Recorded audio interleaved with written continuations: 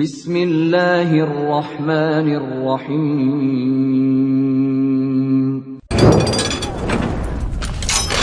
يا أيها الذين آمنوا ادخلوا في السلم كافة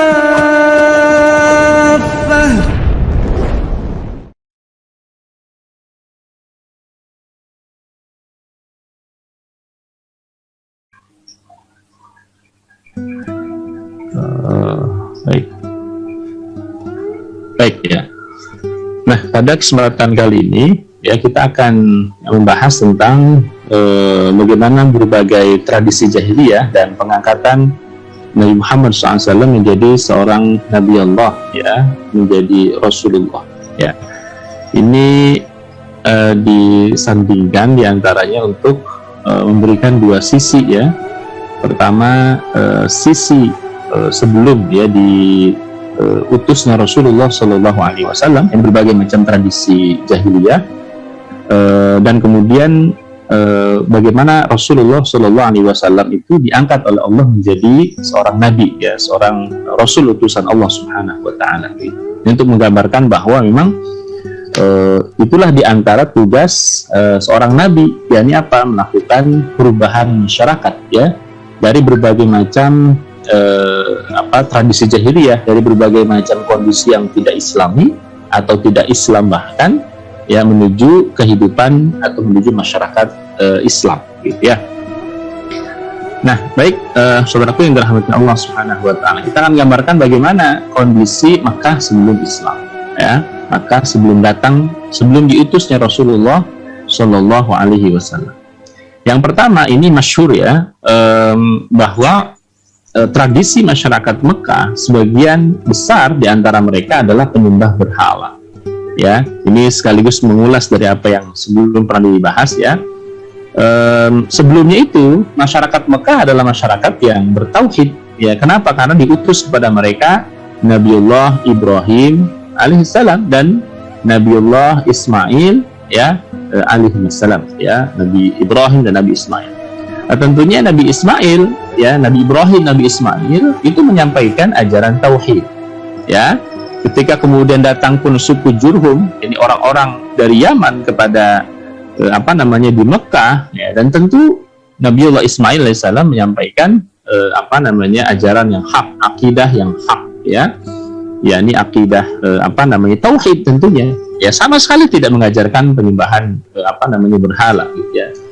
Nah lalu kemudian setelah sekian waktu berlangsung ya, sekian abad berlangsung ya, saya pernah ceritakan sebelumnya, Mekah pada saat itu dikuasai oleh suku Khuza'ah ya. Mekah pada saat itu suku Khuza'ah, suku Jurhum itu tersingkirkan ya. Suku Jurhum yang ini menjadi Bani Ismail ya, menjadi anak keturunan dari Nabiullah Ismail alaihissalam, itu tersingkirkan, digantikan oleh suku Khuza'ah.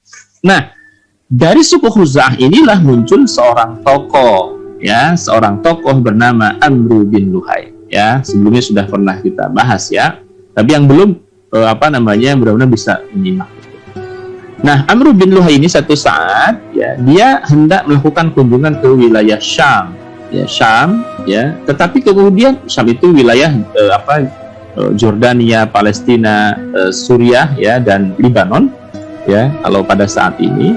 Nah, ketika sampai di sebuah tempat yang bernama daerah yang bernama Balqa, sekarang itu salah satu wilayah di Jordania ya, itu ratusan tahun ya, ini Amru bin Luhai itu kemudian melakukan itu ya, itu ratusan tahun sebelum diutusnya Rasulullah Shallallahu Alaihi Wasallam. Nah, di daerah yang bernama Balqa atau di sekitar wilayah Jordan itu, Amr bin Luhai itu bertemu dengan anak keturunan dari Amliq bin Laud bin Sam bin Nuh. Ini salah satu dari keturunan Nabi Nuh alaihissalam ya, yang kemudian mereka ya didapati menyembah berhala ya. Ini anak keturunan jauh ya dari Nabi Nuh alaihissalam. Nah, ketika ditanya oleh Amr bin Luhai, kenapa engkau menyembah berhala? Kenapa patung-patung ini kamu sembah gitu ya? Lalu mereka menjawab, ini adalah berhala-berhala yang kami sembah ya, untuk apa? Ketika kami minta hujan ya, lalu kami diberi hujan. Ketika kami minta tolong, lalu kami ditolong gitu ya. ketika kami minta sesuatu lalu kemudian kami diberi dan seterusnya gitu. Nah, ini membuat Amr bin Luhai tertarik gitu, karena Amr bin Luhai itu menganggap atau melihat misalnya Mekah itu adalah daerah yang sangat jarang sekali turun hujan, ya, air sangat terbatas gitu. Yang pada saat itu ya sumur Zam-Zam itu masih tertimbun gitu. Nah, Amr bin Luhai tertarik, wah boleh juga nih ya, ada patung yang kalau diminta hujan dia turun hujan, kira-kira gitu. Kalau diminta tolong dia ngasih gitu. Nah, akhirnya Amr bin Luhai itu minta kepada orang-orang dari Balqa tadi gitu ya. Bagaimana kalau saya bawa satu contoh aja ke sana, ke Mekah gitu. Maka diberikanlah ya sebuah berhala yang bernama Hubal gitu ya. Jadi asal muasal Hubal itu kemudian yaitu diambil dari tadi perjalanannya seorang tokoh Khuza'ah yang bernama Amr bin Luhai ke wilayah Syam ya, yang kemudian dia dalam tanda petik ya dihadiahi atau diberikan patung yang bernama Hubal. Nah, sampai di Mekah kemudian Amr bin Luhai itu menjelaskan, saya baru dari perjalanan di Syam, di sana ada orang-orang yang menyembah berhala. Katanya kalau kita minta hujan akan dikasih, kalau kemudian kita minta pertolongan akan diberikan pertolongan, kata Amr bin Luhai. Ya, maka kemudian ya perlahan-lahan ya orang yang awalnya akidahnya tauhid itu bergeser ya menjadi penyembah berhala. Walaupun awalnya mereka menganggap menyembah berhala itu hanya wasilah untuk menyembah Tuhan gitu ya. Awalnya mereka begitu ya, liqarribuna ilallahi zulfa gitu ya. Kami melakukan ini hanya untuk mendekatkan diri kepada Tuhan gitu. Nah, tapi lama kelamaan ya berhala itu sendiri yang disembah oleh mereka gitu ya. Jadi itulah kemudian asal muasal kemudian masyarakat Mekah menyembah berhala. Nah, sampai-sampai dirahmati Allah ya, sampai-sampai ya patung orang yang berzina ya sebagai simbol keburukan pada saat itu juga disembah gitu. Jadi di sekitaran Ka'bah itu ya, terutama di antara Bukit Sofa dan Marwah itu ada patung yang bernama Isaf dan Naila ya. Ini patung yang bernama Isaf dan Naila. Siapa dua orang ini? Dua orang ini adalah dua pasangan muda-mudi yang berzina di dalam Ka'bah. Bayangkan ya, dia berzina di dalam Ka'bah. Itu Masya Allah, na'udzubillah ya, orang berzina dalam masjid saja itu terkutuk luar biasa gitu ya. Berzina sendiri perbuatan terkutuk ya. Ini berzina ya, perbuatan yang super kotor, sangat kotor, dilakukan di tempat yang sangat suci, yakni Ka'bah. Dia berzina. Isaf, Naila. Isaf ini laki-laki, Naila itu yang perempuan. Dia berzina di dalam Ka'bah ya. Ini dijelaskan misalnya oleh Ibnu Ishaq ya. Kaum kafir Quraisy menyerang. Lalu kemudian apa? Setelah dia berzina, maka kemudian Allah takdirkan ya Isaf dan Naila ini menjadi batu. Nah, ini kalau di kita itu mirip-mirip malin kundang begitu ya, atau malin kundang melihat kisah ini. Dan ini memang nyata ya, dijelaskan dalam beberapa kitab sirah ya, bahwa betul si dua remaja ini, jadi Isaf dan Naila, itu berzina di dalam Ka'bah, dan kemudian Allah takdirkan mereka berdua ini membatu menjadi dua buah batu ya. Jadi membatu itu dua tokoh ini, bukan tokoh ya, dua orang ini menjadi batu. Nah, lalu kemudian ditempatkanlah, sebenarnya awalnya mereka menempatkan Isaf dan Naila di dekat Ka'bah itu sebagai peringatan gitu ya. Awas, hati-hati kalau kalau kalian berzina, nah kayak gini nih akan jadi batu gitu. Awalnya begitu. Awas kalian nih, kalau kalian berzina bakal jadi batu seperti ini. Itu awalnya gitu ya. Nah, tetapi kemudian ya pada masa Khuza'ah ini bukan menjadi perhatian gitu ya, bukan menjadi perhatian. Jadi kisah ini tuh ada sebelum kisah penyembahan berhala yang dibawa oleh Amr bin Luhai gitu. Nah, jadi awalnya itu untuk apa nih? Sebagai peringatan, ini berhala ya, jangan kamu lakukan perzinahan apalagi dalam Ka'bah, nanti kamu jadi batu, kira-kira begitu ya. Tetapi ternyata Masya Allah ya, waliyadzubillah, berhala atau patung yang semestinya jadi pelajaran supaya tidak melakukan perbuatan keji ya, fahisyah, perbuatan zina, malah kemudian disembah juga itu Isaf dan Nailah gitu ya.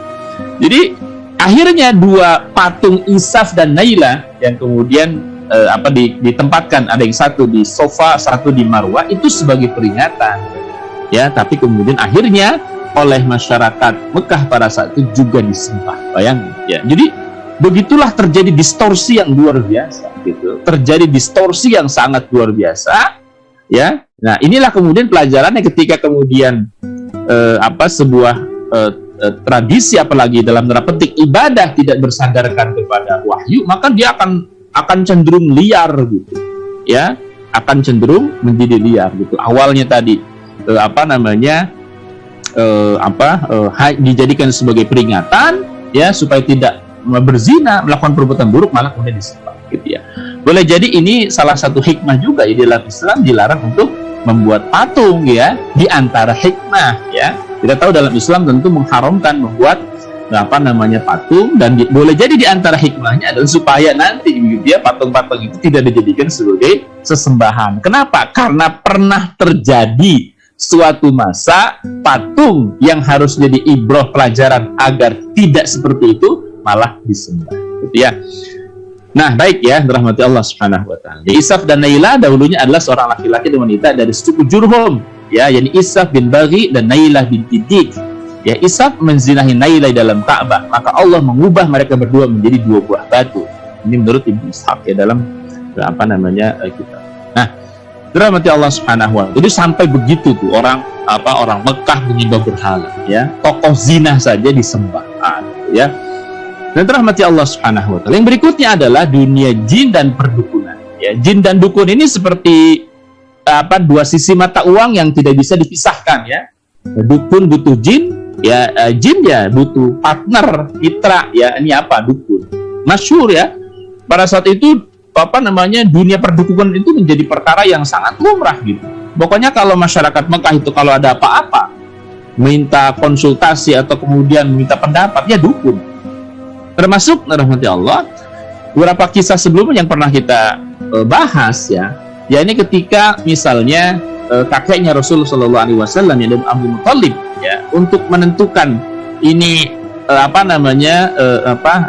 Abdullah ya, ayah Rasulullah SAW itu disembelih atau tidak atau bagaimana ya, itu kemudian konsultasi ke dukun ya, dukun di Madinah itu sangat masyhur, terkenal gitu. Nah, atau ketika kemudian sebelumnya terkait dengan penentuan ini sumur Zam-Zam milik siapa, ya juga konsultasinya ke dukun. Ini masyhur sekali gitu ya. Dukun itu menjadi semacam hakim ya, kalau kita sekarang gitu ya. Dukun itu semacam hakim ya. Ketika semua orang punya problem, punya masalah, ya mereka mengadunya ke. Nah, dari Jabir bin Abdullah radhiyallahu anhu mengatakan, kami mendapati salah satu contoh saja. Kami dapat kabar pertama kali tentang diutusnya Rasulullah dari seorang dukun perempuan penduduk Madinah. Ya, ini Jabir bin Abdullah ya, kalau tidak salah seorang Ansor ya, orang Madinah. Ia memiliki pengikut dari bangsa jin. Ya, jin tersebut dalam wujud seekor burung, lalu hinggap di salah satu dahan. Wanita itu berkata pada burung, adakah berita untuk kami sehingga bisa engkau sampaikan, kami juga berkisah padamu. Gitu. Jadi kita ketahui ya bahwa dulu itu jin-jin itu sebelum diutusnya Rasulullah SAW atau sebelum lahirnya Rasulullah SAW ya, itu mereka bebas mencuri berita dari langit, itu bebas ya. Ini pun pernah kita singgung pada pertemuan sebelumnya. Nah, jadi jin yang berupa burung itu ditanya oleh dukun, adakah berita untuk kami sehingga bisa engkau sampaikan dan kami juga berkisah padamu ya. Engkau memperingatkan kami dengan berita tersebut, kami juga memperingatkanmu. Burung itu menjawab, apa jawabannya?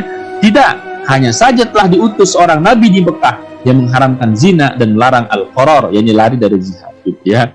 Nah, jadi yang ngasih tahu ini, kata Jabir bin Abdullah, pertama kali yang ngasih tahu ya dukun itu tentang diutusnya seorang nabi ya, utusan Allah Subhanahu wa taala. Karena apa? Tadi mereka bebas mencuri berita dari langit itu ya. Nah, jadi dunia perdukunan perdukunan menjadi perkara yang biasa. Yang ketiga diantaranya pernikahan jahiliyah. Saya pakai quote itu ya, karena bukan pernikahan sebenarnya, pernikahan jahiliyah. Ini perzinahan sebenarnya. Yang pertama, ada beberapa model ya perzinahan pada masa jahiliyah yang mereka sebut pernikahan, ya, pernikahan pada era jahiliyah. Apa itu? Diantaranya pernikahan al-istibdo, ya. Apa itu? Yani seorang istri diminta suaminya, ya, istri diminta suaminya dicampuri oleh laki-laki terpandang agar mereka punya keturunan yang juga baik. Gitu. Jadi misalnya ada orang bangsawan. Ini naudzubillah ya, summa naudzubillah. Istrinya itu sendiri diminta, kamu datangi dia ya, supaya dikumpuli, supaya dicampuri. Ya Allah, ya. Sampai kemudian ketahuan hamil dari laki-laki tersebut, barulah kemudian kembali ke rumah. Ya Allah, itu jahiliyah gitu pada masa itu. Dan apa namanya? Rusak luar biasa gitu. Dan ketika kemudian dipastikan itu berasal dari laki-laki tersebut, baru dia kembali. Gitu. Nanti lahir dia bangga karena apa?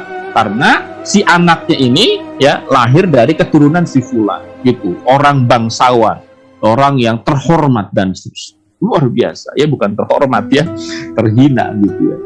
Jadi sampai seperti itu gitu. Dan mereka kan pada masa itu betul-betul memandang orang yang punya keturunan itu ya, maksudnya nasab itu sangat diperhatikan oleh mereka begitu ya, sampai-sampai mereka memuliakan orang-orang yang punya nasab tertentu. Nah, sehingga kemudian tadi istrinya diminta oleh suaminya dicampuri oleh laki-laki terpandang supaya dia punya anak keturunan dari laki-laki tersebut. Ya luar biasa ya, naudzubillah. Itu yang pertama ya, ini model pernikahan jahiliyah. Yang kedua pernikahan ar-rahab ya, pernikahan ar-rahab ya. Ya ini ya perzinahan ya maksudnya. Sekelompok laki-laki menikahi seorang wanita. Jadi sekian banyak laki-laki menikahi seorang perempuan. Nah ketika hamil wanita tersebut dia bisa memilih ya laki-laki yang diinginkan menjadi ayah dari bayi tersebut. Gitu ya. Ya ini apalagi kalau bukan kemudian perzinahan. Gitu ya, laki-laki menzinahi satu orang perempuan, setelah hamil si wanita itu boleh ini ayahnya. Ya. Dan dia tidak bisa mengelak gitu ketika sudah ditentukan kamu ayah. Nah, yang ketiga adalah pernikahan ar-rayah. Ya, ar-rayah. Ya, ini pernikahan ar-rayah itu apa? Jadi seorang perempuan memasang bendera merah di rumahnya. Ya, sebagai tanda siapapun laki-laki bisa menzinahi. Kalau bahasa sekarang mungkin available gitu ya. Ini ya perzinahan sendiri ya. Jadi ada semacam rumah yang itu mafhum orang. Oh, kalau ada rumah dipasang bendera merah model begitu, itu pasti wanita berzina. Dan mereka tahu gitu, kalau masuk ke rumah tersebut ya pasti melakukan ya. Dan jika hamil serta melahirkan, maka akan ditunjuk seorang di antara mereka yang nasabnya dinisbatkan kepada laki-laki tersebut. Gitu ya. Dan sekali lagi dia tidak bisa menolak. Jadi ada pernikahan al-istibda, ar-rahab, dan pernikahan ar-rayah gitu ya. Nah, kalau ar-rayah ini ya model tempat prostitusi gitu, seperti sekarang ada tempatnya gitu, dan orang mafhum itu itu tempat prostitusi ya. Nah itu tradisi jahiliyah ya, perzinahan di antaranya pada saat itu. Baik, itu rahmati Allah Subhanahu wa ta'ala. Berikutnya ada riba jahiliyah ya, atau riba itu sendiri ya, yang tentu di dalam Islam ya itu diharamkan secara mutlak ya. Bahkan digambarkan untuk menggambarkan ribanya pada saat itu adalah riba yang terjadi adhafan mudha'afatan. Ya, sebagaimana firman Allah Subhanahu wa taala, "Billahi minasyaitonir rajim, ya ayyuhalladzina amanu la ta'kulur riba adhafan mudha'afatan." Hai orang-orang beriman, jangan kamu makan riba dengan berlipat ganda. Gitu ya. Imam Mujahid mengatakan orang-orang Arab sering mengadakan transaksi jual beli tidak tunai. Sejak jatuh tempo sudah tiba dan pihak yang berhutang belum mampu melunasi, maka nanti ada penundaan waktu pembayaran dengan kompensasi jumlah uang yang harus dibayarkan juga menjadi bertambah. Maka Allah menurunkan firman di atas tadi. Ya, ini riba nasiah yang terkait dengan masalah waktu misalnya. Terkait dengan hutang piutang ya, dan seterusnya, atau dalam konteks ini misalnya jual beli. Nah, sebagian orang itu menganggap bahwa ya ayat ini itu menjelaskan tentang kalau riba yang diharamkan itu riba yang adhafan mudha'afatan, riba yang berlipat ganda. Padahal itu hanya untuk menggambarkan tradisi riba jahiliyah yang itu bunganya kalau kita lihat sekarang itu berlipat ganda gitu, berlipat-lipat. Itu hanya untuk menjelaskan fakta sebenarnya. Walaupun tetap riba itu mau kecil, mau banyak, sedikit atau besar, tetap haram gitu. Ya, ini seperti misalnya ayat firman Allah Subhanahu wa taala, la taqtulu auladakum khasyata imlaq. La taqtulu auladakum khasyata imlaq. Jangan kalian bunuh anak-anakmu karena takut miskin gitu.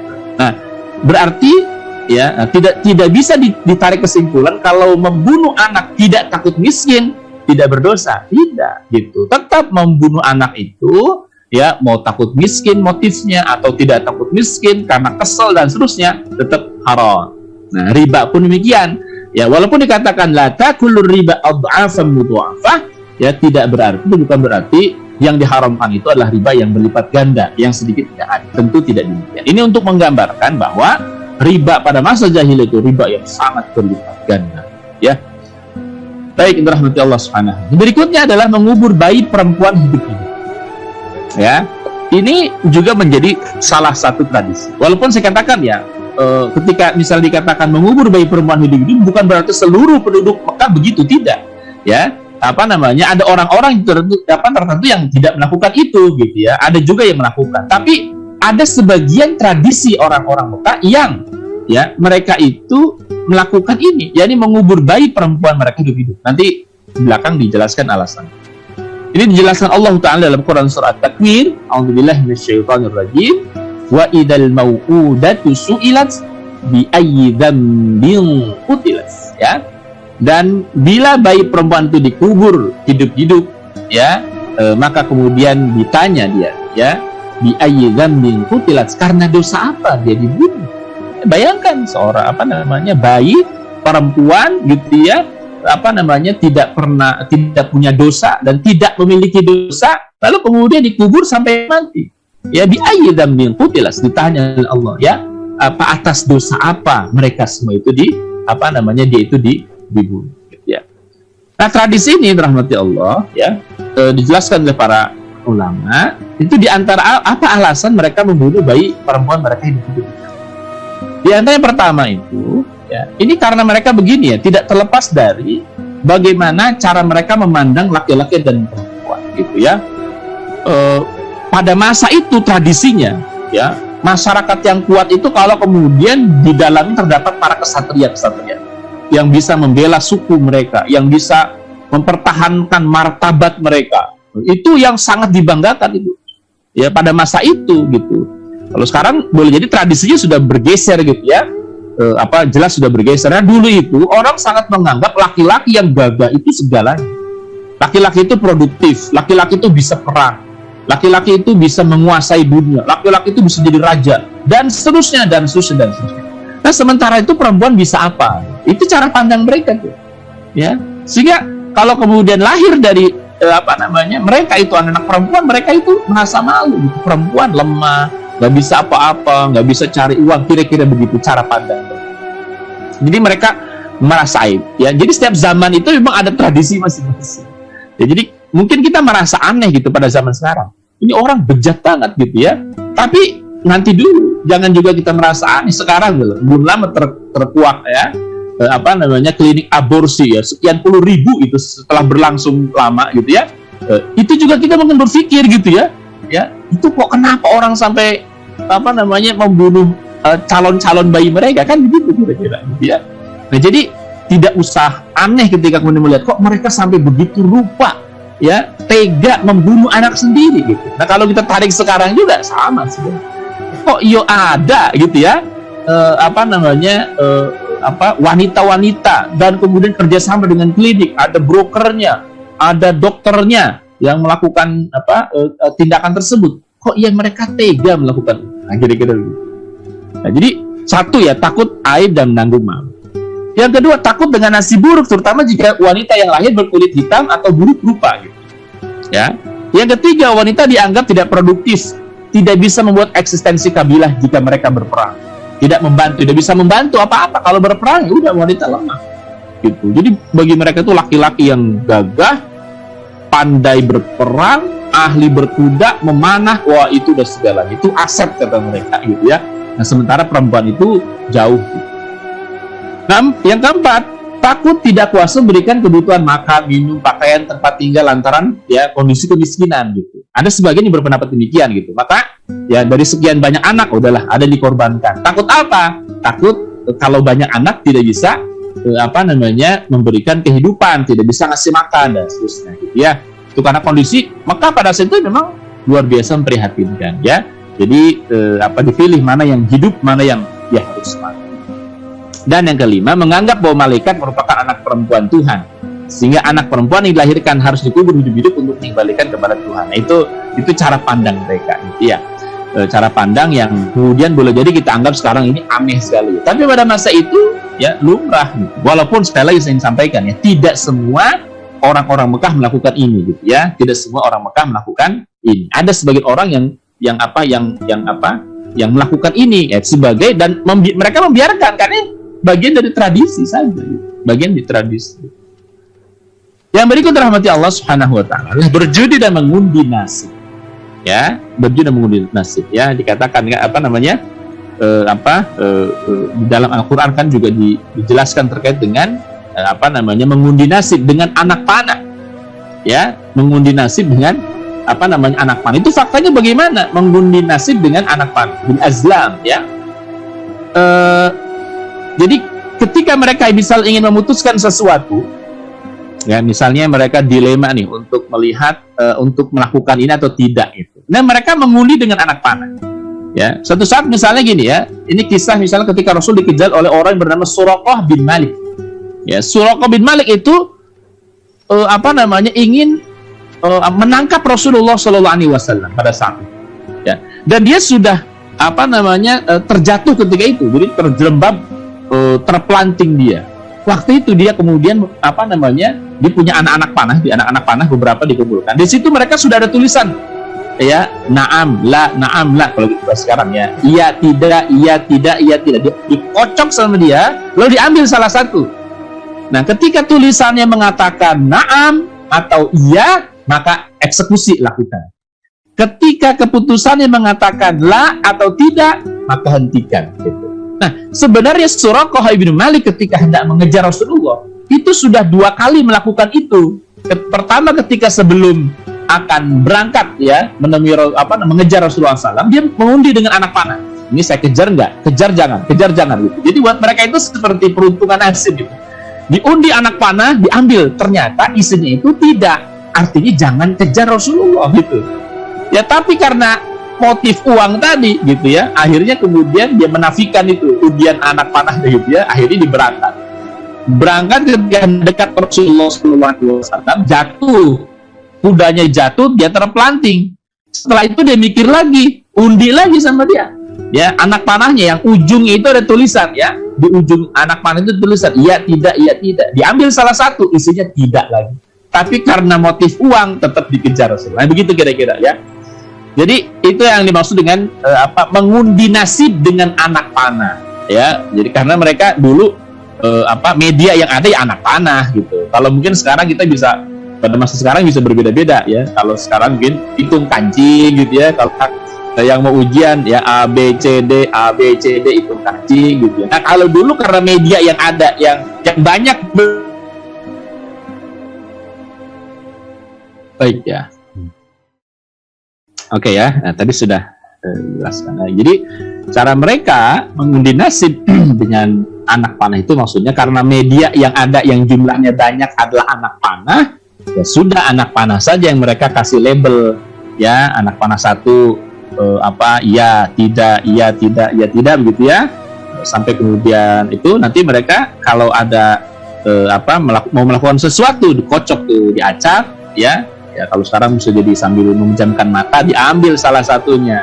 Kalau isinya ya lakukan, kalau isinya tidak turunkan akhirnya. Nah itu biasa bagi mereka gitu, tradisi yang biasa. Berikutnya jelas minum khamar ya. Dari Ibnu Abbas radhiyallahu anhu dikatakan, sami'tu abi yaqulu fil jahiliyati asqina ka'san bihaq ya. Aku mendengar ayahku di masa jahiliyah mengatakan, belilah kami minum dengan gelas-gelas penuh berisi minuman khamar. Jadi mereka menjadikan khamar itu minuman biasa gitu. Kalau sekarang air bening ya minuman biasa saja bagi mereka gitu ya. Sebagai tradisi juga hampir semua orang melakukan. Nah, rahmati Allah Subhanahu wa taala, kita akan menjelaskan ya. Itu di antara beberapa yang kita belum jelaskan secara keseluruhan. Itu yang beberapa tradisi jahiliyah yang paling menonjol lah kira-kira. Ya, selain tentu mengurangi takaran, timbangan dan seterusnya dalam konteks ekonomi dan seterusnya. Nah, apa hikmah Nabi Muhammad SAW diutus di Mekah? Gitu. Yang kita tahu tradisinya begitu. Ya, yang tradisi seperti itu, dan kemudian kita tahu Mekah itu ya terdapat satu rumah yang disebut dengan Ka'bah. Ya. Para ulama itu menjelaskan ya ini hikmah kenapa Rasulullah SAW diutus di Mekah. Ya. Yang pertama, masyarakat Mekah itu dikenal masyarakat yang keras. Ya, berbagai macam kemaksiatan itu ada, gitu ya, dan karakternya itu ya keras. Gitu. Sehingga ketika wilayah ini atau daerah ini bisa ditaklukkan, bisa ditundukkan gitu ya, maka untuk menundukkan wilayah yang lain itu ya tentu tidak memiliki kesulitan gitu. Karena apa? Karena sudah dihadapkan oleh berbagai macam tradisi ya yang luar biasa buruk pada saat itu gitu, ya. Di samping masyarakatnya yang keras gitu, memegang sebuah prinsipnya itu sangat keras gitu. Nah, artinya ketika masyarakat yang memegang prinsipnya sangat kuat, sangat keras, ya, maka kemudian ketika menundukkan wilayah yang lain tentu tidak memiliki kesulitan. Itu yang pertama. Yang kedua, masyarakat Mekah ini masyarakat yang merdeka, gitu. Merdeka apa? Merdeka itu dalam pengertian mereka itu tidak dalam jajahan peradaban Persia atau Romawi, gitu, ataupun kerajaan yang lain, tidak. Gitu. Ya, walaupun kemudian di situ di sekitarnya ada Romawi dan Persia yang menjajah sekian banyak wilayah gitu. Ya, pada saat itu boleh jadi Persia Romawi itu nggak tertarik dengan Jazirah Arab karena tidak memiliki sumber daya apapun gitu ya, sehingga dilewat ya Mekah itu. Nah, Persia Romawi itu kemudian menjadi kerajaan yang menguasai berbagai macam wilayah, tapi tidak dengan Jazirah Arab. Itu mereka masyarakat yang bebas, tidak dijajah oleh ya kerajaan manapun, kekaisaran manapun. Nah, para ahli sejarah itu mengatakan ya, kondisi inilah yang kemudian lebih memudahkan ya Islam itu bisa menguasai Jazirah Arab, atau lebih memudahkan Rasulullah SAW menguasai, menundukkan wilayah tersebut gitu. Karena kalau sebuah negeri itu selain ada kalau sekarang ya, selain ada pertama kan rezim gitu ya, rezim yang berkuasa di sebuah wilayah. Yang kedua, di atas rezim ini penjajah gitu. Ya kan? Berarti ada dua yang harus ditundukkan. Satu, ya, menundukkan rezim yang zalim misalnya, ya tentu dengan dakwah ya, bukan dengan langkah yang lainnya. Menundukkan dengan dakwah rezim yang zalim. Yang kedua, menundukkan penjajah yang menguasai rezim ini. Gitu. Saya tidak bicara ini rezimnya di mana gitu ya. Gitu ya. Jadi, nah itu kan artinya di dua kali gitu. Ya, pertama ini rezimnya yang zalim ini yang harus ditundukkan dengan dakwah, yang kedua ya yang menguasai rezim ini gitu. Nah, pada saat itu masyarakat Arab itu merdeka. Jadi betul-betul hanya mereka yang berkuasa gitu. Ya, kalau disebutlah misalnya Abu Jahal, Umayyah bin Khalaf, Abu Lahab, ya mereka itulah yang berkuasa. Sehingga kalau kemudian mereka sudah tunduk, selesai masalahnya.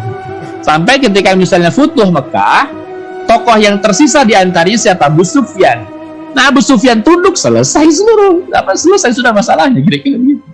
Ya, ketika Rasulullah SAW mengutus Mus'ab bin Umair mendakwahi tokoh di Madinah Yathrib, ketika sudah Sa'ad bin Mu'ad masuk Islam, Usaid bin Hudair masuk Islam, selesai sudah masalahnya. Tidak ada intervensi dari Persia, Romawi atau negara yang lain, tidak gitu. Bisa terbayang kira-kira. Jadi itu di antara hikmahnya itu gitu ya.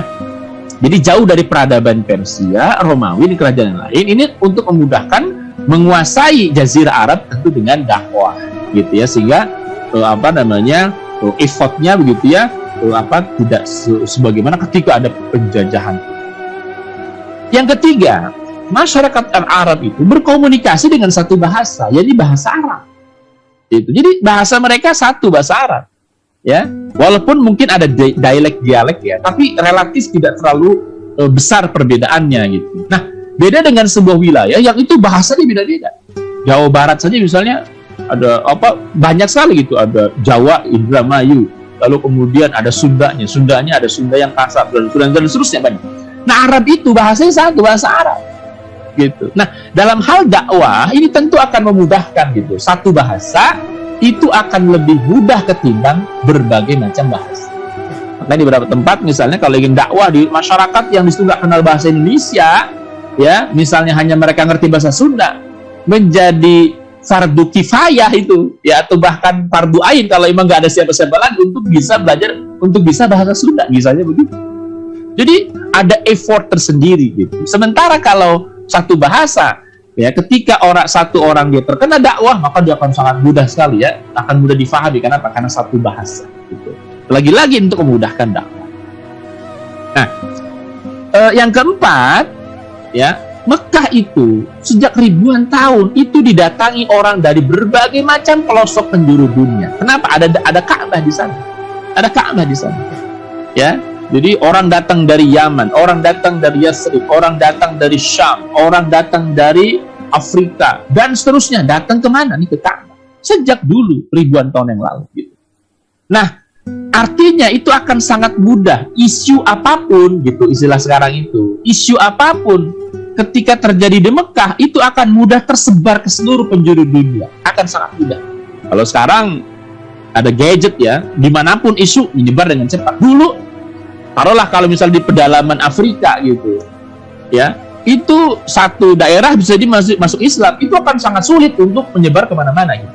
Nah, tapi hikmahnya di Mekah, ya, ada Ka'bah di sana, jadi isu apapun itu sangat mudah. Termasuk ketika Rasulullah SAW, ya, dikhawatirkan akan mengganggu masyarakat Arab dan jamaah haji yang datang itu, petinggi-petinggi Mekah kan mengatakan, ayo kita harus satu bahasa nih, harus satu suara nih.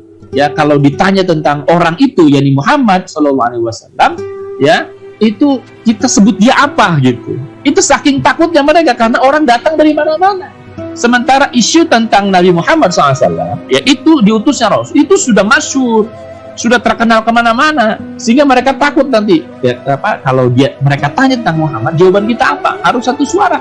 Itu pun alasan, ya, kenapa mereka sangat khawatir karena Mekah itu setiap tahunnya didatangi sekian banyak jamaah haji. Waktu-waktu biasa didatangi oleh orang-orang yang umroh, ya, sama seperti sekarang gitu. Nah, sehingga kalau ada satu isu, ada satu berita terjadi di Mekah, itu pasti heboh kemana-mana. Dia pasti bawa berita itu ke mana-mana gitu. Nah, ini tentu akan sangat memudahkan tersebarkannya dakwah, ya. Maka kita lihat sendiri, ya, misalnya ada beberapa orang tokoh, ya, dari Yaman masuk Islam itu karena perantaraan mereka berangkat haji atau umroh, ya, dari suku Daus misalnya gitu, ya. Nah, itu karena apa? Karena mereka berangkat dari daerahnya kenal Rasulullah gitu, ya. Abu Dzar Al-Ghifari, ya, dan kaumnya itu datang ke situ yang diantaranya karena Ka'bah gitu. Nah, yang kelima, dirahmati Allah, kenapa atau hikmah diutus Rasulullah SAW adalah secara geografis dunia Arab dekat dan bisa berhubungan dengan belahan dunia lainnya. Kalau secara geografis ini posisinya ada di wilayah tengah yang bisa ke ke Syam, ke Eropa misalnya, lalu kemudian ke Asianya, ke Afrikanya, itu mudah gitu karena posisinya ada di sekitar pertengahan gitu, ya, maka disebut timur tengah, ya, daerahnya dekat timur tapi berada di pertengahan. Nah, itu, ya, itu diantara hikmah, ya, walaupun kalau ditanya apa maksud wallahu a'lam gitu, ya, itu hanya Allah yang tahu, tetapi para ulama mengambil dan menggali hikmah kenapa Rasulullah diutus di Mekah. Nah, itu diantara alasan. Saudaraku yang dirahmati Allah, pemirsa ngaji subuh yang berbahagia. Nah, itu selesai kita. Nah, lalu kemudian, ya, Rasulullah SAW itu betul-betul merupakan seorang nabi, rasul utusan Allah yang sudah disiapkan sebelumnya. Ya, ini pada pertemuan sebelumnya saya sudah jelaskan, dan kita ringkas ya dalam beberapa hal poin ya. Kita sudah jelaskan ya, Rasulullah SAW lahir dalam keadaan yatim. Ya, tentu maksudnya untuk dapat merasakan ya kepedihan, merasakan tidak bergantung kepada orang tua, tapi hanya bergantung kepada Allah Subhanahu wa taala. Ya, yang kedua ya, Rasulullah menjadi penggembala domba. Ya, sudah bahas panjang lebar terkait dengan hikmahnya, leadershipnya, tanggung jawabnya, manajemennya dan seterusnya. Ya. Yang ketiga, beliau banyak melakukan perjalanan. Ya, ini tentu maksudnya supaya memiliki wawasan global, menjadi pemimpin dunia, akan menguasai dunia. Ya. Yang keempat, dibenarkan dalam kitab Taurat dan Injil. Ya, alam pun hormat, batu-batu tunduk dan seterusnya mengucapkan salam. Ini ciri kenabian. Ya, dan yang kelima, senang mengasingkan diri. Ya, ini senantiasa berpikir ya di antaranya untuk umat dan tidak pernah menyembah berhala. Maksiat, perbuatan maksiat. Ini begitulah seorang nabi diutus karena dia maksum, artinya tidak boleh ada memiliki dosa. Nah, yang ketujuh, terlibat dalam berbagai kejadian penting. Ini untuk pengakuan eksistensi dalam Hilful Fudul, renovasi Ka'bah ya, dan beberapa kejadian lain. Nah, beberapa hal yang ini dijelaskan sebelumnya yang saya ringkas dalam beberapa poin ya, tentu lebih banyak lagi gitu ya, ini hanya saya tampilkan dalam 7 poin saja. Dan inilah yang menjadi indikasi bahwa memang benar Rasulullah SAW bahkan jauh sebelumnya sudah disiapkan menjadi pemimpin, seorang nabi dan rasul utusan Allah, dan menjadi pemimpin bukan hanya bagi bangsa Arab tetapi bagi bangsa-bangsa di luar negeri. Dirahmati Allah, saudaraku yang dirahmati Allah Subhanahu wa taala. Nah, sebelumnya kan kita sudah bahas sampai usia Rasulullah 35 tahun. Ya, nah, pada masa-masa Rasulullah SAW menjelang usia sekitar 40 tahun, ada tradisi yang sering beliau lakukan. Ya, tadi sebelumnya kan sudah dijelaskan bagaimana Rasulullah menggembala domba, bagaimana Rasulullah SAW berdagang, ya, bagaimana Rasulullah SAW terlibat dalam renovasi Ka'bah itu ketika beliau 35 tahun usianya. Ya, nah, mendekati usia 40 tahun, ya, ada hal yang sering dilakukan oleh Rasulullah SAW, yakni apa? Sering menyendiri, bertahannuh di Gua Hira, gitu ya. Menjelang usia 40 tahun, Rasulullah SAW disana mengasingkan diri dengan membawa roti, gandum dan air. Ya, beliau pergi ke Gua Hira, ya, di Jabal Nur. Ya, di Jabal itu gunung yang paling tinggi di sana, yang di atasnya ada ada gua. Rasulullah itu tempat favoritnya di situ. Ada yang mengatakan berapa lama, ya, itu sampai kemudian habis perbekalan baru Rasul pulang berangkat misalnya, bahkan ada yang mengatakan sampai berhari-hari, ya, dari pagi, bukan hanya pagi sore pulang, tapi kemudian sampai menginap bermalam di situ. Ketika perbekalan sudah hampir habis baru turun ke bawah ke ke rumahnya, lalu kemudian berangkat lagi. Begitulah ya yang dilakukan Rasulullah SAW menjelang prosesi ya pengangkatan beliau sebagai seorang nabi utusan Allah. Nah, pilihan dia untuk mengasingkan diri termasuk salah satu sisi dari ketentuan Allah Subhanahu wa taala sebagai langkah persiapan untuk menerima urusan yang sangat besar yang sedang ditanggung. Ya, sekaligus apa? Ya, salah satu hal yang dilakukan oleh Rasulullah SAW adalah tafakur, berpikir tentang umat, tentang masyarakat yang sangat jahiliyah.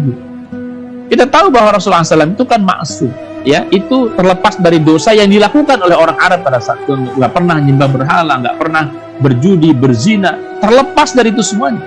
Dan Rasul tahu karena Hanif, gitu ya, karena sudah dibersihkan jiwanya, Rasul tahu ini perbuatan dosa. Ini salah, ini keliru. Tapi ini bagaimana caranya mengubah masyarakat gitu.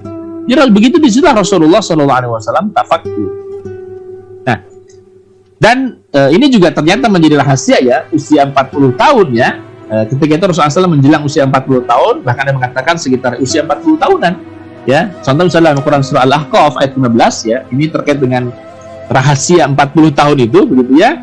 Allah Ta'ala berfirman, A'udzubillahi minasyaitonirrajim, hatta idza balagu asyuddahu wa balagu arba'ina sehingga apabila dia telah dewasa umurnya sampai 40 tahun. Gitu. Ini sebelumnya ayat ini bercerita tentang proses tumbuh kembang anak ya, mulai dari usia anak lahir anak dan sampai usia 40 tahun. Nah, dijelaskan ya, ketika seorang berada pada usia 40 tahun maka sempurnalah akalnya, ya, pemahaman, ya, dan kelemah lembutannya. Jadi kalau bahasa sekarang itu sudah mulai tumbuh wise gitu. Apa wise itu? Udah mulai bijak gitu, ya. Kalau awal-awal misalnya anak-anak muda itu masih labil, apalagi usia remaja belasan tahun sangat labil. 20 tahun masih labil gitu. Ya, 30 tahun masih belum kokoh, tapi usia 40 tahun Indonesia sudah mature, sudah pada usia yang matang gitu ya.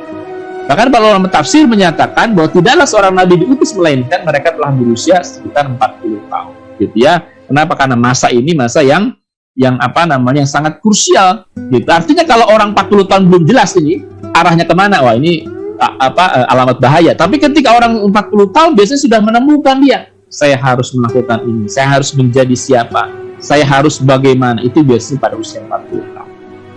Nah, apa hikmah bertahannuts ya atau bersepi di gua? Satu, ya, para ulama menjelaskan itu untuk muhasabatun nafs, ya, untuk muhasabah, untuk berpikir tentang diri, ya. Sekaligus yang kedua merenungkan fenomena alam, ya, sebagai bukti keagungan Allah Azza wa Jalla.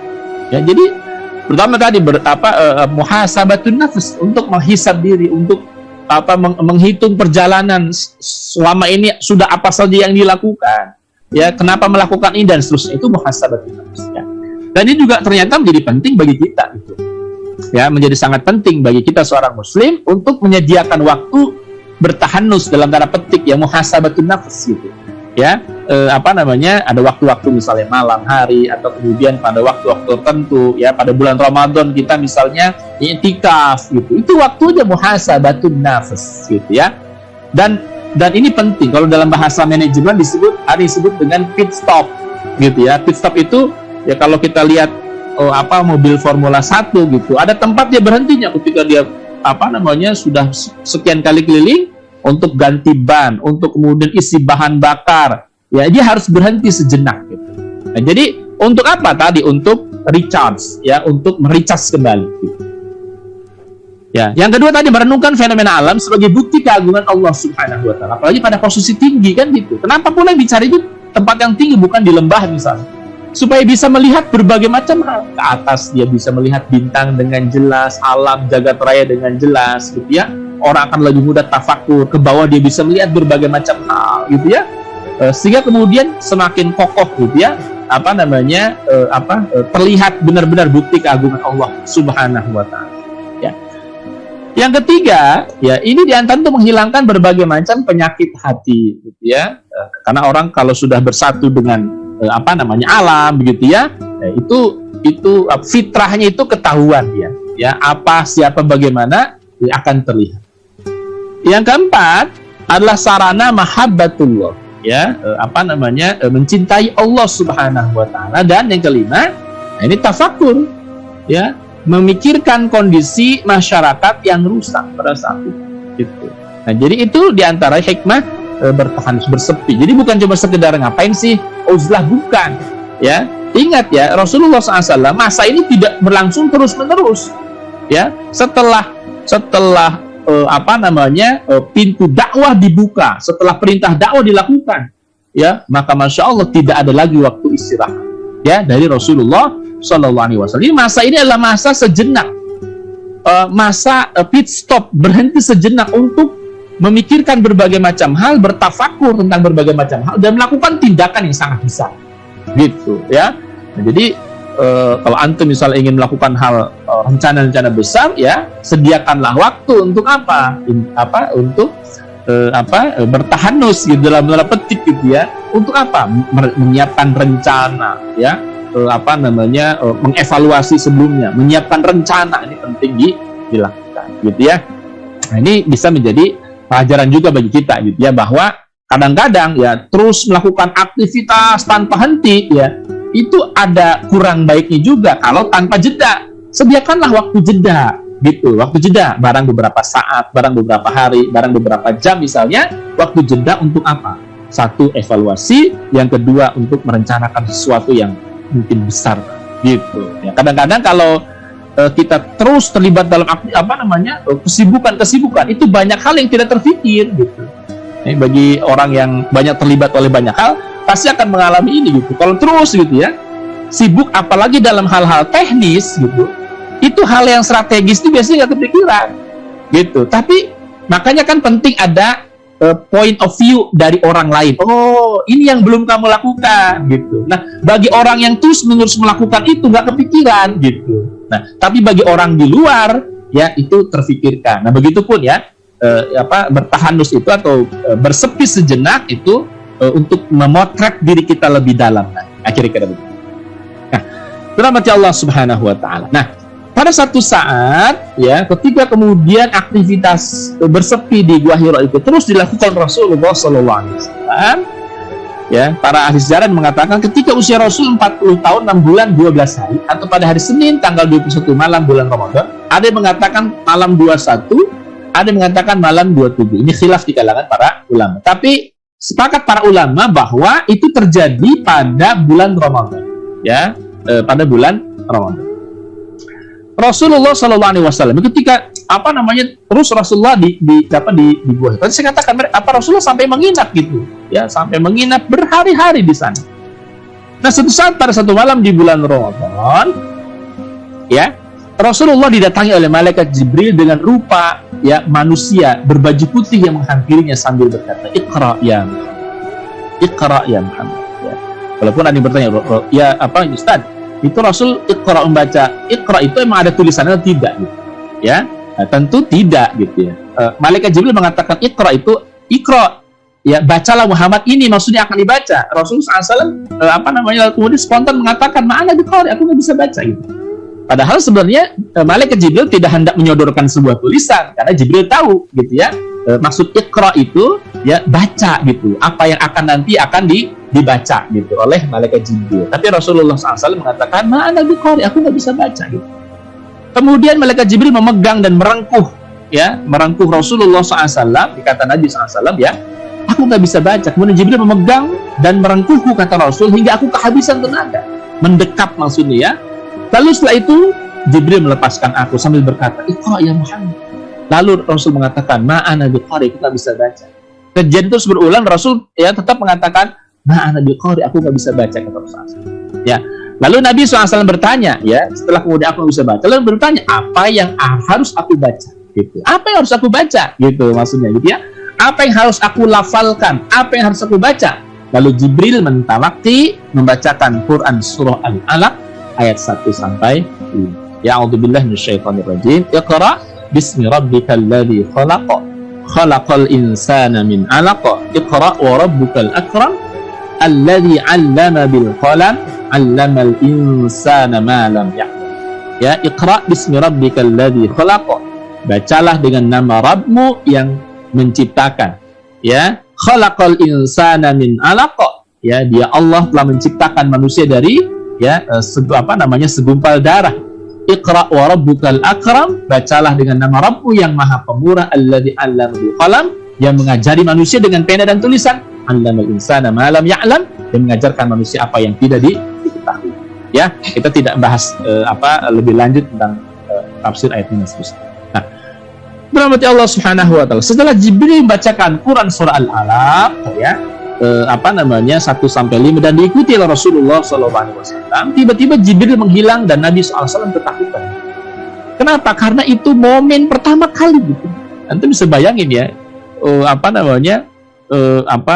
ketika ada makhluk baru ya, yang dia sebelum tidak kenal merengkuh seperti itu gitu ya, dan meminta membacakan sesuatu ya, lalu kemudian tiba-tiba menghilang. Nah, tentu muncul rasa takut gitu. Lalu Rasulullah SAW turun dari Jabal Nur ya, ketika langit sudah mulai agak cerah ya, sudah mulai kelihatan sinar matahari. Ketika sudah di bawah terdengar suara dari langit, "Ya Muhammad, wahai Muhammad, ya, engkau adalah utusan Allah. Anta Rasulullah, engkau adalah utusan Allah, dan ana ya Jibril, dan aku adalah Jibril," gitu ya.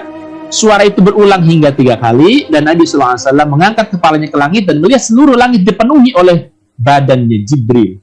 Lalu Jibril alaihissalam menghilang. Maka sepanjang hidup Rasulullah SAW ya terhitung 2 kali ya Rasulullah SAW melihat Jibril dengan wujud aslinya Ya, ini ketika pengangkatan Nabi SAW ketika sudah ada di bawah tadi, dan ya ketika Isra dan Mi'raj ya ke Sidratil Muntaha. Itu Rasulullah SAW melihat wujud Jibril dengan wujud aslinya. Ya, dan dikatakan tadi ya, ketika kemudian Rasulullah SAW mengangkat wajahnya ke langit, itu melihat seluruh langit dipenuhi oleh badan Jibril. Memang digambarkan dalam beberapa keterangan ya, Jibril adalah malaikat yang sangat besar. Baik ya, rahmati Allah. Setelah itu ya, nah saya sebelum menjelaskan lebih lanjut, apa ibrah Nabi SAW nggak bisa baca dan tulis. Ini tentu ada hikmah ya. Bagi Allah Subhanahu Wa Taala tentu sangat mudah untuk mengajari Rasulullah SAW bisa baca dan tulis. Tapi kemudian apa hikmahnya? Ya, bahwa Nabi nggak bisa baca dan tulis. Nah, ini dijelaskan oleh Allah Taala dalam Quran surah Al-Ankabut. Allah Taala berfirman, "A'udzubillahi minasyaitonirrajim. Bismillahirrahmanirrahim. Wa ma kunta tatlu min qablihi min kitab wa la takhutuhu bi yaminik idzal lartabal mubtilun." Ya. Wa ma kunta tatslu min qablih, dan kamu tidak pernah membaca sebelumnya. Ya, nggak pernah Rasul membaca sebelumnya, apalagi Al-Qur'an kan kira-kira begitu. Min kitabin, dari kitab yakni Al-Qur'an. Wala takhutuhu, ya, dan tidak pernah pula kemudian menulis biyaminik, dengan tangan kananmu. Ya, idzal lartabal mubtilun. Andai kata. Nah, andai kata. Ini andai itu kemana? Andai itu kalau saja Rasul pernah baca dan bisa nulis. Andai saja Rasulullah itu bisa baca, pernah baca, dan mampu menulis, maka apa? Maka ya akan bertambah ragulah orang-orang yang mengingkari. Jadi rahmatullah, kita tahu ya. Jadi apa maksudnya gitu? Maksudnya adalah kalau saja Rasulullah diketahui mafhum orang bisa baca, bisa tulis. Kalau Rasul menyampaikan sesuatu, boleh jadi orang akan menganggap apa? Itu mah mungkin bacaanmu aja ya Muhammad. Baca dari Taurat, baca dari Injil, ya, baca dari sejarahnya Romawi, Persia. Mungkin itu bacaanmu aja. Orang boleh jadi nggak akan percaya. Orang boleh jadi nggak akan percaya kalau Rasul sebelumnya bisa baca. Nah, nanti orang akan mengatakan, Muhammad, ya, itu mungkin bacaanmu terhadap Taurat, itu mungkin bacaanmu terhadap Injil, itu mungkin bacaanmu terhadap sejarah Persia, Romawi, dan seterusnya, gitu. Nah, tapi Masya Allah, ya, Allah jadikan Rasulullah SAW itu bisa baca itu supaya apa? Supaya orang yakin bahwa apa yang dibawa oleh Rasul itu bukan hasil bacaan beliau. Apa yang Rasul bawa berupa Al-Quran itu bukan hasil bacaannya Rasulullah SAW, tapi murni min Allah, dari Allah. Begitupun sudah banyak orang yang nolak, kira-kira itu kan? Ya. Seperti itu aja banyak orang yang nolak, apalagi Rasul bisa baca, bisa tulis. Mungkin orang, udahlah, jangan dengerin dia. Itu mah bacaan dia aja.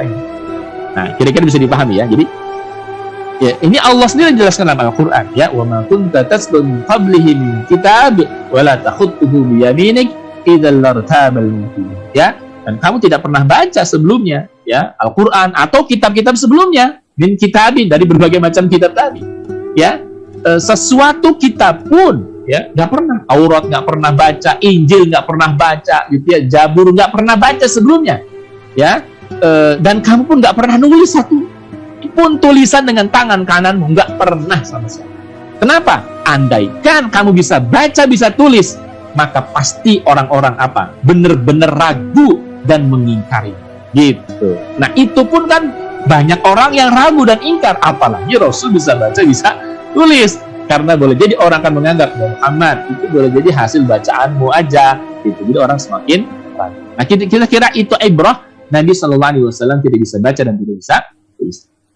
Nah, setelah turun, ya tadi kita sambung ya, setelah turun, ya Rasulullah SAW pulang, dan bagaimana sikap Sayyidah Khadijah radhiyallahu anha? Pulang ke rumah Nabi SAW, mengetuk pintu. Sayyidah Khadijah melihat Nabi SAW ketakutan, berkeringat. Ya, wajar tadi kan melihat makhluk yang baru pertama kali dilihat, gitu ya. Bagaimana kita lihat ketakutannya Rasulullah SAW. Maka Sayyidah Khadijah tidak memberondong Nabi dengan pertanyaan. Gitu. Ini juga diantara adab juga ya, bagi seorang wanita misalnya ketika kedapatan atau suaminya mungkin kelihatan punya masalah, jangan dulu ditanya oleh berbagai macam pertanyaan. Biarkan sampai tenang.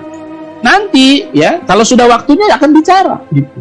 Ya, sudah waktunya akan bicara. Nah, ini contoh yang diteladani oleh Sayyidah Khadijah radhiyallahu anha. Jadi biarkan ya Nabi SAW zamiluni ya, selimuti aku kata Rasul, karena merasa menggigil ketakutan gitu.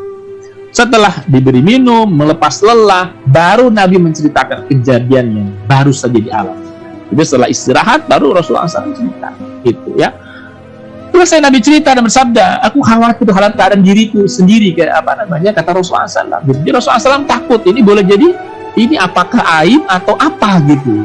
Tapi diyakinkan oleh Sayyidah Khadijah, ya tidak, demi Allah wahai suamiku, Allah tidak akan menghinakanmu selamanya. Kenapa? Karena engkau orang yang suka menyambung silaturahmi, membantu orang lain, memberi makan dan minum orang-orang miskin, menjamu tamu-tamu, dan menolong orang yang menegakkan kebenaran. Tidak mungkin keburukan yang menimpamu. Kira-kira begitu.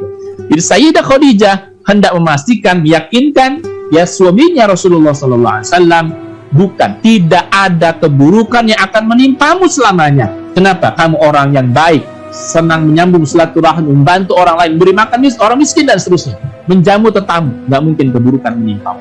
Kira-kira begitu. Nah juga ini teladan ya, yang bisa diteladani dari seorang istri kepada suaminya. Untuk apa? Untuk betul-betul mengokohkan ya suami pada masa-masa sulit gitu ya. Rahmati Allah Subhanahu wa taala. Setelah kejadian itu, maka Sayyidah Khadijah membawa Rasulullah sallallahu alaihi wasallam menemui sepupunya yang bernama Waraqah ibnu Naufal, anak paman Khadijah yang merupakan seorang Nasrani. Ya, kita sudah ceritakan sekilas tentang Waraqah ibnu Naufal ya, bagaimana ketika misalnya beliau ada yang mengatakan beliau dapat Nasrani belajar agama Kristen dari Irak, ada mengatakan beliau dari Syam. Jadi harus perjalanan dari dua wilayah tersebut dia memeluk agama Kristen. Dan di antara sedikit orang Mekah yang beragama Kristen, ya, beragama Nasrani maksudnya, adalah Waraqah bin Naufal, yang dia membaca Injil, ya, dia memahami Injil, ya, Waraqah bin Naufal, dan mafhum orang, gitu ya.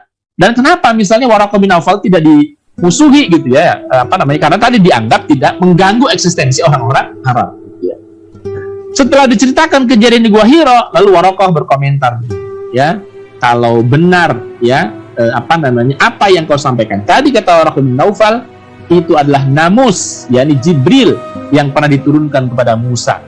Kata Waraqah, andai saja aku masih muda pada saat itu, andai saja aku masih hidup tatkala kau mau mengusirmu. Maksudnya apa? Waraqah akan membantu Rasulullah SAW. Ya, beliau bertanya, benarkah mereka akan mengusirku? Ya, maksudnya apa? Andai saja masa itu tiba, ketika kaum mau mengusirmu, aku akan membela, maksudnya gitu. Apakah betul nanti kaumku akan mengusirku? Dijawab benar.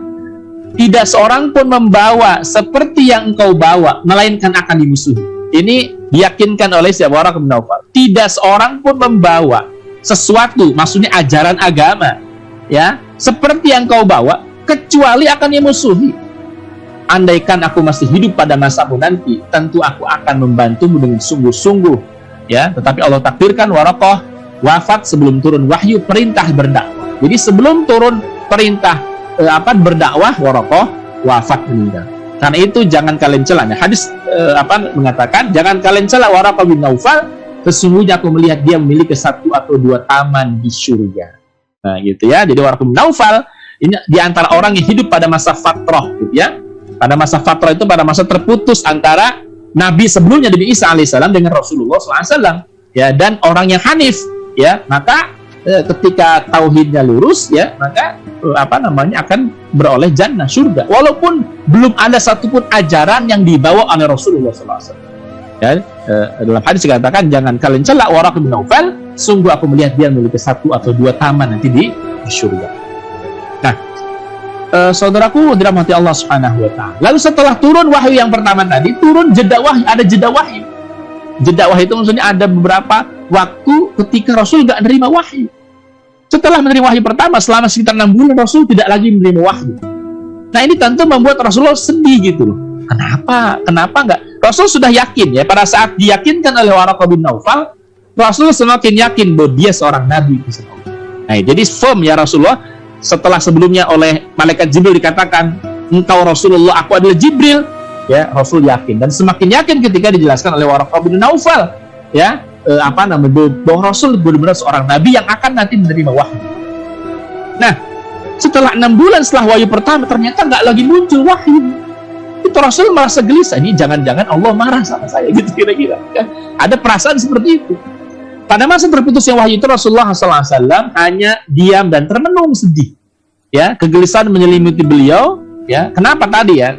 Kenapa beliau gelisah? Kenapa beliau sedih? Karena ini apakah Allah marah sama saya? Sudah sekian lama kok wahyu nggak turun juga? Apakah nggak jadi? Kira-kira begitu. Jadi timbul pemikiran itu berkecamuk dalam diri Rasulullah SAW.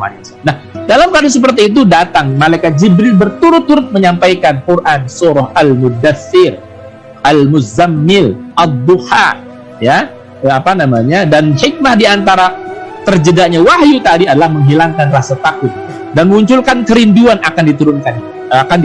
Kenapa diturunkannya wahyu? Kenapa tadi pada masa turun wahyu pertama Rasul takutnya luar biasa. Jadi waktu jeda itu adalah waktu menyiapkan mental, gitu. Ya, mental apa? Sehingga kalau nanti turun wahyu berikutnya Rasul sudah siap menerima wahyu-wahyu berikutnya. Gitu. Itu di antara hikmahnya ada waktu jeda sekitar 6 bulan itu adalah supaya menghilangkan rasa takut, memantapkan keyakinan, memunculkan kerinduan akan turunnya wahyu. Nah, gitu. Para ulama menjelaskan demikian. Nah, turun Al-Muddathir, ya. Ya, a'udzubillahi minasyaitonir. Ya ayyuhal muddathir, qum fa'anzir, wa rabbaka fakabbir, wa thiyabaka fatahhir, war rujza fahjur, wa la tastakthir, wa li rabbika fasbir. Ya. Nah, ini di antaranya juga di sini ada ya perintah qum fa'anzir, bangunlah lalu berilah peringatan, gitu ya. Lalu Quran surah Al-Muzammil, ya ayyuhal muzammil qumil laila illa qalila, ya bangunlah untuk sholat di malam hari, ya illa qalila, kecuali sedikit daripadanya, dan seterusnya. Saya tidak akan jelaskan dua surah itu, gitu ya. Dan rahmatullah juga turun surah Ad-Duha, jadi berturut-turut tuh.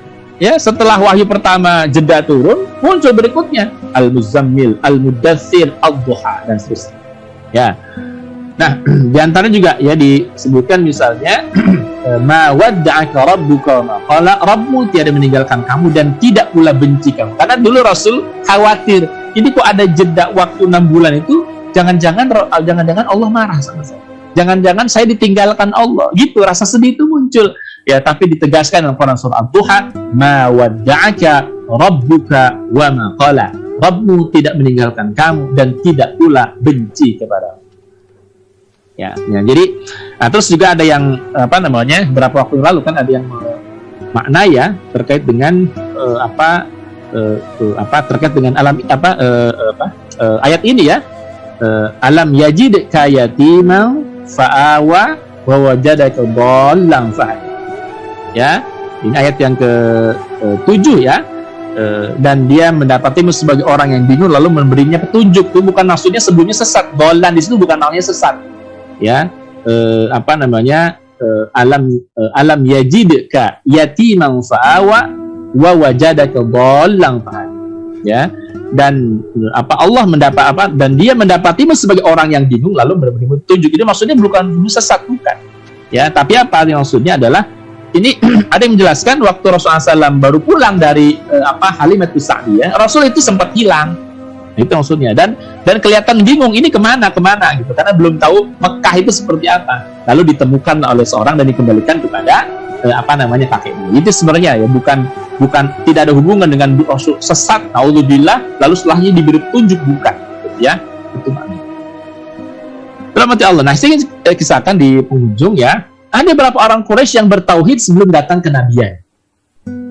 Ya, sebelum datang ke nabian. Ada 4 orang yang bertauhid sebelum datang ke nabian. Di antara dikisahkan dalam beberapa kitab sirah itu, Waraqah bin Naufal, Zaid bin Amr bin Nufail, Ubaidillah bin Jahsh, Uthman bin Huwairis. Ya, beberapa saya ceritakan beberapa sih di sini. Sebagian antara mereka berkata kepada sebagian lain.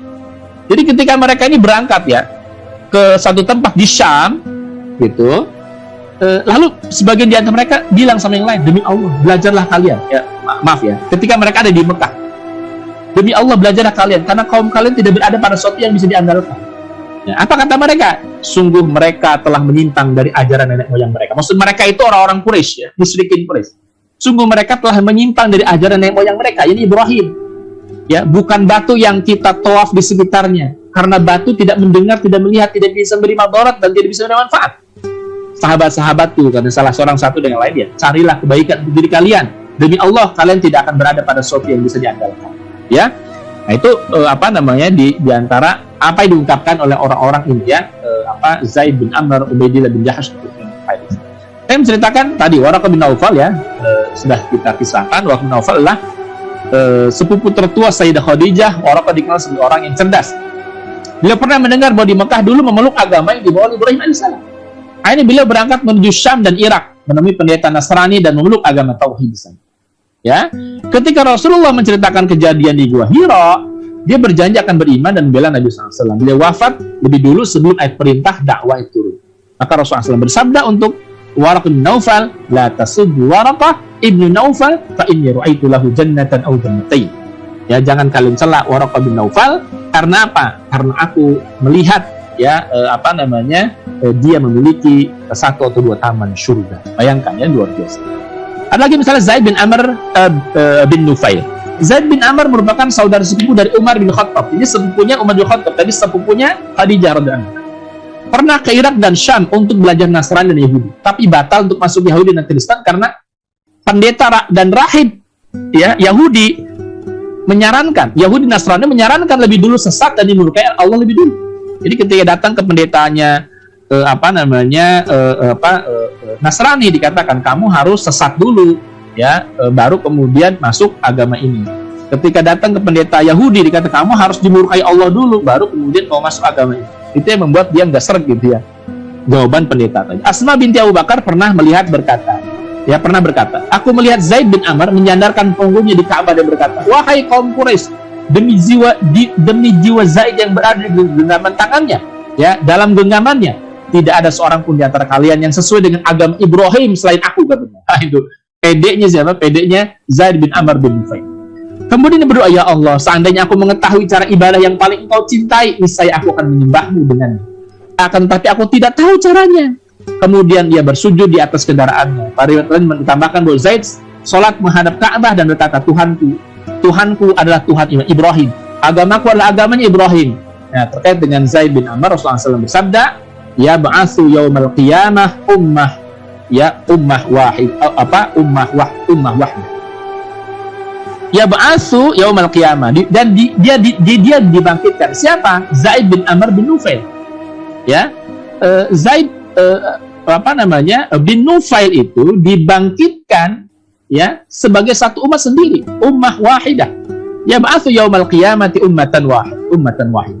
Ya, jadi Zaid bin Amr bin Nufail itu nanti di hari kiamat, ya, itu dibangkitkan sebagai umat sendiri.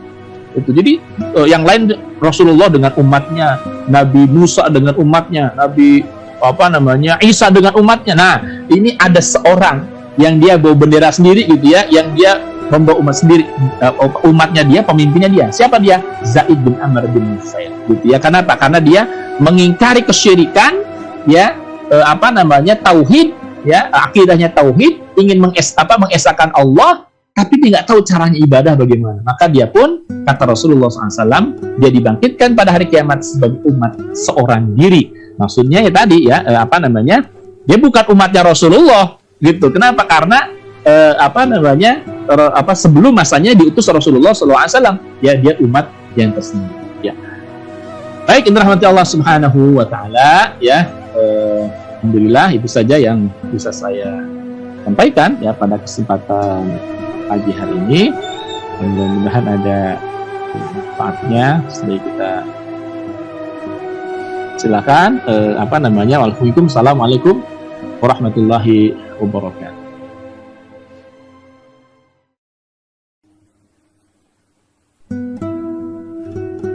Baik, terima kasih Ustadz Lutfi Affandi yang sudah mengulas, ya, di balik peristiwa-peristiwa masa-masa tadi di tradisi jahiliyah, kemudian di peristiwa-peristiwa masa-masa jelang pengangkatan kenabian atau di masa pengangkatan kenabian. Luar biasa ini, banyak ditarik ibrohnya. Mungkin nanti judulnya tepatnya mungkin nanti di balik tradisi jahiliyah dan pengangkatan kenabian. Karena biasanya dari sisi Iya, judul iya. tuh ini apa membuat penasaran. Pengaruh. Ya, ya nanti mungkin Iya, kedepannya ini karena ini ulasan yang sangat penting menjadi pelajaran bagi kita ya. Tadi saya sendiri banyak ilmu-ilmu baru yang oh ternyata begini ya, oh ternyata begitu ya di balik peristiwa ini, di balik tadi pengangkatan nabi dan sebagainya lah. Nah, mungkin rekan-rekan juga sama mendapatkan hal yang sama gitu ya. Nah, nanti mungkin kedepannya kita judulnya dibuat penasaran gitu ya. Karena ini sayang kalau misalkan rekan-rekan di sini ada yang tidak hadir ya. Sayang. Nah, kita masuk ke pertanyaan ya. Ke pertanyaan di Zoom ataupun di YouTube sudah ada yang banyak bertanya. Sebentar Ustadz Lutfi, kira-kira berapa menit ke depan untuk tanya jawab kira-kira? 15 menit atau enggak, mungkin berapa boleh 15 menit. boleh ya, baik. Dari Pak Epen dulu ya, dari Zoom dulu saya coba langsung bacakan 2 pertanyaan dulu dari Pak Epen Supendi dari Sukabumi. Assalamualaikum, Ustadz mau bertanya ya, jika ada sistem pemerintahan, seperti apa pemerintahan di Mekah dan sekitarnya pada saat Arab Jahiliyah? Satu, itu pertanyaan dari Pak Epen. Kemudian pertanyaan dari Zen Malik. Izin bertanya Ustadz, menyimak tadi yang Ustadz sampaikan tentang hikmah Jazirah Arab. Jadi sudah diulas hikmah-hikmah terpilihnya Jazirah Arab ya. Untuk konteks sekarang, mana daerah atau wilayah sekarang yang memenuhi kriteria wilayah tersebut dalam upaya mendapatkan tolabun nusroh dalam dakwah khilafah hari ini ya. Ya, Masya Allah ya. Kemudian itu 2 dulu Ustadz. Nanti di YouTube ada pertanyaan. Oke, baik. Bismillahirrahmanirrahim. Bagaimana sistem pemerintahan di Arab? Kita tahu ya, sistem pemerintahan di Arab itu mengenal sistem qabilah. Qabilah itu sebenarnya kesukuan gitu. Ya, jadi diangkat ya secara bukan secara formal gitu, itu secara de facto aja. Jadi kalau misalnya anak keturunan si fulan. Nah, ini kan anak keturunan ini ada yang lemah, ada yang kuat, ada yang kaya, ada yang miskin ya. Itu beragam pasti. Nah, biasanya ya nama qabilah itu akan disematkan kepada anak keturunan yang kemudian memiliki pengaruh yang besar. Apa? Kekayaan, kekuatan, ya jawara lagi kira-kira begitu ya. Itu akan dihormati, maka akan dinisbatkan kepada mereka gitu ya. Tokoh yang berpengaruh. Jadi kalau kita lihat sebenarnya ini mirip ya, tapi bukan kerajaan ini ya, mirip dengan kerajaan. Gitu. Kalau kerajaan kan masyarakatnya sekarang sudah beragam ya. Saudi itu bukan hanya anak keturunan dari Ibnu Saud, tapi sudah sangat beragam gitu ya. Nah, kalau qabilah ini memang anggota masyarakatnya itu anak keturunan mereka gitu. Jadi misalnya Bani Hashim, ya anak keturunan Bani Hashim yang jumlahnya sekian banyak itu gitu. Bani Abdul Muthalib, ya anak keturunan dari Abdul Muthalib gitu ya. Bani Quraisy gitu, atau qabilah Quraisy itu anak keturunan dari Quraisy, anggota makanya tingkat keterikatan mereka kepada kesukuan itu sangat kuat gitu ya, orang-orang Arab pada saat itu. Nah, jadi kalau ditanya sistem pemerintahan apa di Arab ya, sistem yang diterapkanlah sistem qabilah gitu, mereka sistem qabilah yang kemudian menjadikan orang tertentu ya, orang tertentu yang punya kekuatan, punya pengaruh besar dinisbatkan kepada nama kaum tersebut. Maka kalau kita lihat itu namanya bukan Indonesia, Malaysia, bukan, tapi qabilah Bani Hashim, qabilah Quraisy, qabilah Bani Amr bin Sa'sa'ah, qabilah Jurhum. Nah, itu merujuk kepada nama orang, hampir semuanya nama orang gitu ya. Mirip sekarang Saudi, nah Ibnu Saud gitu. Hanya ada beberapa negara saja yang seperti itu gitu ya, mirip dengan kerajaan tetapi lebih sempit lagi nih, kenapa? Hanya kesukuan saja gitu ya, hanya orang dari anak keturunan itu yang jadi anggotanya gitu ya, maka disebut. Hampir semua kalau kita lihat itu nama orang semua, nggak ada yang nama apa gitu, nggak ada. Wallahu a'lam. Hikmah di Jazirah Arab, apakah ada? Ya, kalau dari sisi sistem hukum yang diterapkannya seperti apa Ustadz? Kalau lebih jauh lagi tadi sistem pemerintahan, sistem hukumnya seperti apa? Ya, baik ya. Nah, sistem hukumnya tadi gini. Jadi karena mereka tidak menganut ya agama tertentu gitu ya, agama yang dikenal misalnya. Jadi mereka menentukan ketentuan itu berdasarkan tradisi saja. Tradisi itu lalu kemudian dikuatkan dengan ketentuan. Jadi belum ada yang disebut dengan undang-undang, tidak ada. Ya, pokoknya bagi mereka hukum itu kalau kemudian ditentukan oleh rapat mereka, jadilah hukum. Ya, maka di Mekah itu kan ada yang disebut dengan tempat musyawarahnya gitu ya. Saya lupa itu apa. Nah, ada tempat mereka bermusyawarah gitu ya. Nah, di tempat itulah begitu ya mereka kemudian memutuskan berbagai macam hal. Termasuk misalnya ya Darun Nadwah, Darun Nadwah. Ya, Darun Nadwah betul. Di Darun Nadwah itulah mereka menentukan misalnya ini Muhammad kita apain. Jadi hukum itu ya begitu. Nah, kita begini kan, oke, jadilah hukum kayak gitu ya. Ini kita harusnya bagaimana kan gitu ya. Oke, tentukan, jadilah hukum. Jadi hukum itu hasil kesepakatan mereka. Dan temporary biasanya gitu. Tidak ada misalnya ini hukumnya begini, ada undang-undang, tidak ada sama sekali. Gitu ya.